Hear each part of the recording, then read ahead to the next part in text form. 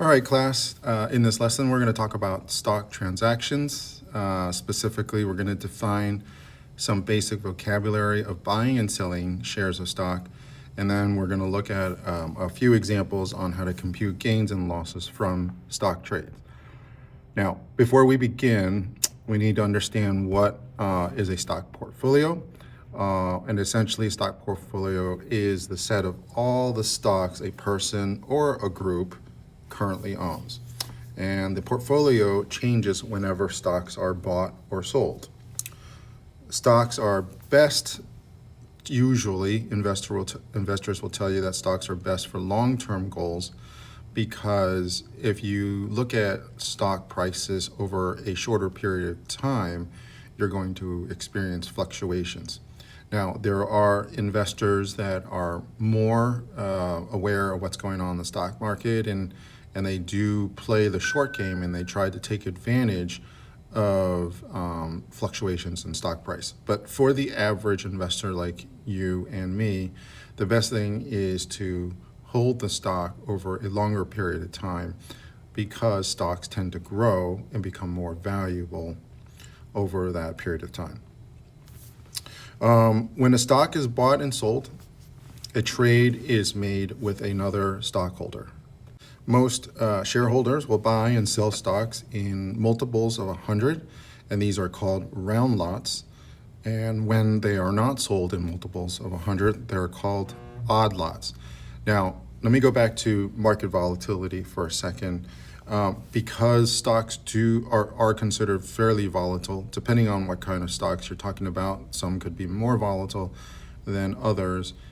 People typically own a portfolio that has a diversified set of stocks, so that the variation can be minimized or normalized.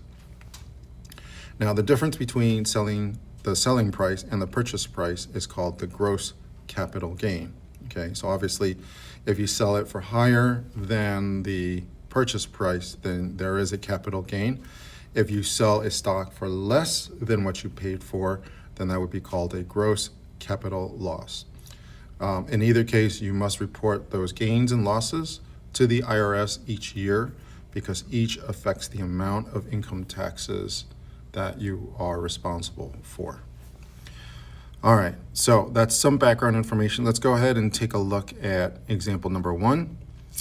This is fairly simple and straightforward.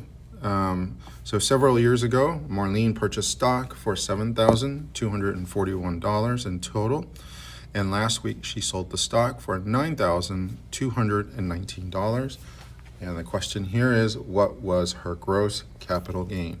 All right, so what we're going to do is take the amount that she sold it for, that's $9,219, and we're going to subtract the amount that she paid for, $7,241, and this works out to $1,978.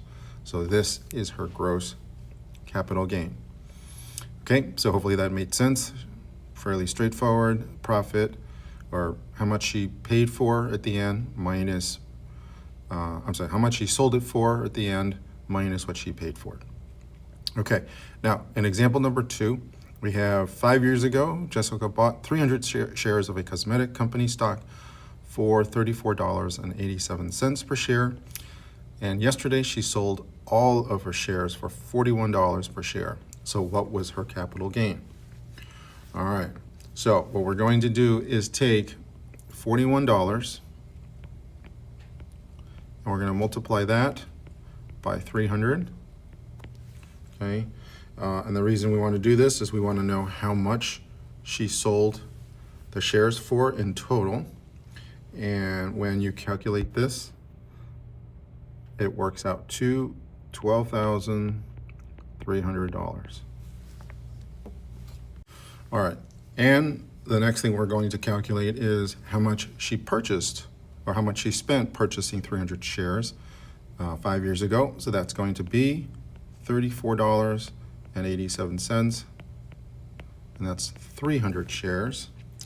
And punching that number into the calculator works out to $10,461. Okay, so to determine our capital gain, we now go back to what we did in example 1, how much she sold it for, subtracting how much she purchased it for, and that works out to $1,839. So this is her capital gain. Okay, and let's go ahead and move on to example 3. So Randy paid $3,450 for shares of a corporation that manufactured cell phones, and he sold it for $6,100, and we need to express his capital gain as a percent of the original price, and we need to round this to the nearest 1/10 of a percent. Okay, so the first thing we need to calculate is what is the profit here. So if we take $6,100 and we subtract what he paid for, which was $3,450, this nets us a total of $2,650. Okay, so then what is this as a percentage of his original purchase price, which was $3,450.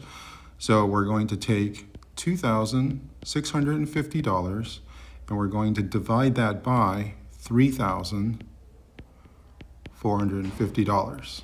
Okay, and if we do that division, that works out to 0.768.